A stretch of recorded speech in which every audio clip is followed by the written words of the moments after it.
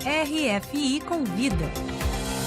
O RFI convida hoje, aqui no sul da França, diretamente de Avignon, o diretor do Festival de Avignon, Thiago Rodrigues. Bom dia, Thiago. Bom dia. Prazer te receber aqui. Obrigado.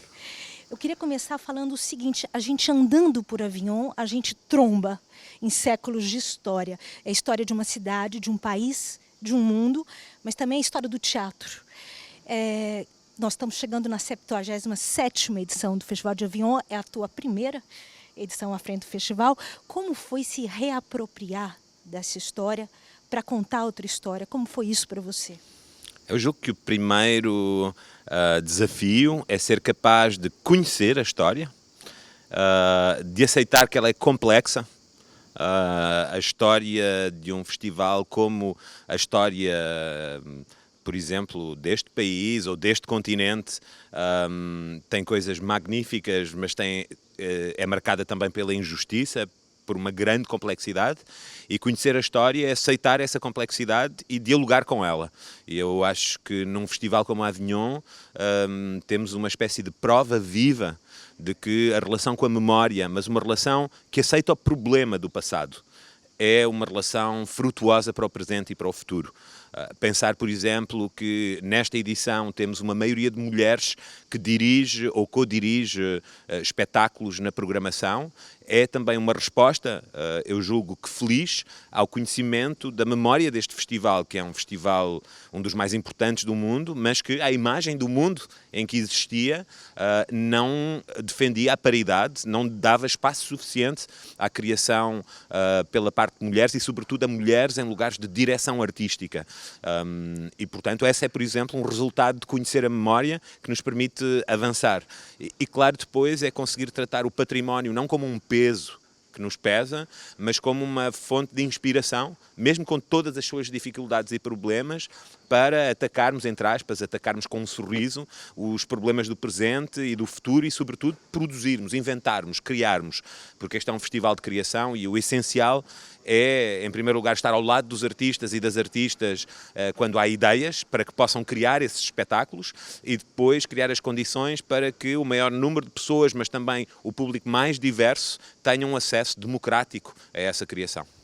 Justamente falando das mulheres, ontem na abertura do Welfare, lá na Cour d'Honneur, com a Julie Deliquet, vocês fizeram um minuto de silêncio pela morte do Nael, né, o adolescente morto. Como que o real dialoga com o teatro em 2023?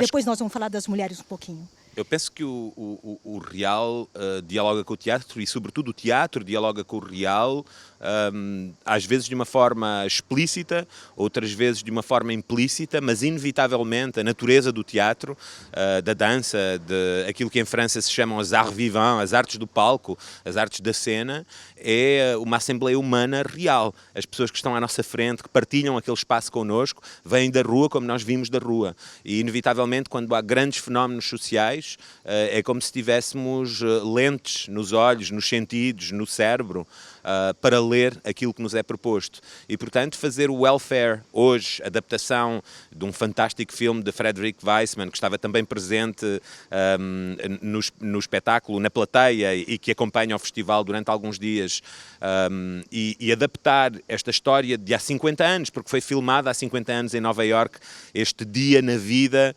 de várias personagens que habitam um centro de ajuda social. Esta história captada pelo olhar de Frederick Weissman há 50 anos permanece atual, não apenas pela forma como foi captada e como a Julie Deliquet a adaptou a teatro, mas permanece atual porque no mundo aquelas questões permanecem atuais. É também o nosso mundo de 2023 que está ali presente. Eu acho que esse diálogo ele opera-se ao nível da construção artística, do real, mas opera-se sobretudo no olhar do público. O mundo, o real, atualiza o teatro, então? Eu julgo que o real atualiza o teatro porque que hoje, se apresentarmos Antígona de Sófocles, como faz Milorau, aliás, a partir de uma reconstituição do massacre que houve no Pará, no Brasil, com o movimento dos sem terra e povos indígenas, autóctones, quando ele apresenta, ele faz essa ponte com o real, com uma certa atualidade, com o nosso tempo, pelo menos, com os nossos dias, mas mesmo que apresentasse a versão mais clássica de Antígona, quando Antígona diz não, esse não significa coisas diferentes, em tempos diferentes, mas há sempre um não, há sempre uma Antígona no nosso tempo. Há sempre uma razão para nos indignarmos, para nos rebelarmos, por exemplo. E eu acho que isso é a prova que uma peça com 25 séculos, não importa o momento em que a colocarmos em palco, essa peça vai falar de hoje.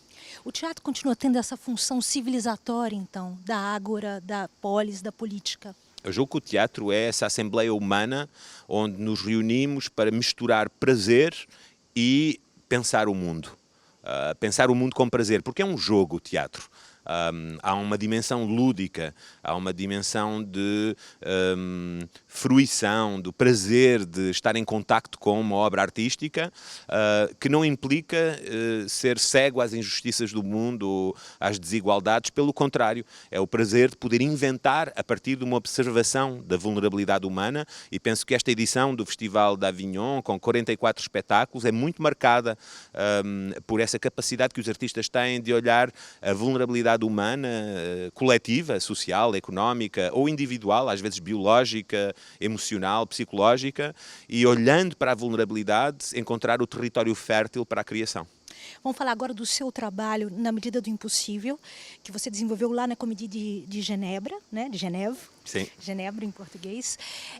Você conversou com trabalhadores de direitos humanos da Cruz Vermelha e do Médicos Sem Fronteiras, e você fala que não é um teatro documentário, mas um teatro documental. Qual seria a diferença? O objetivo não foi fazer um retrato do que é trabalhar em ajuda humanitária,